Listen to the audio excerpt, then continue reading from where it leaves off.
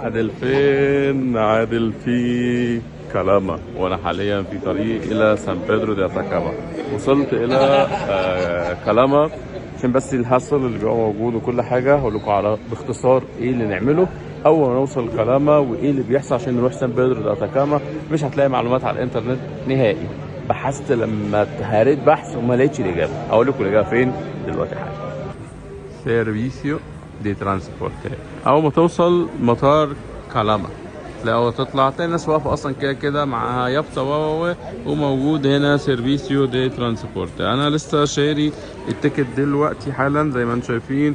تمنها 15,000 بيسو، تقريبا 500 جنيه مصري تقريبا.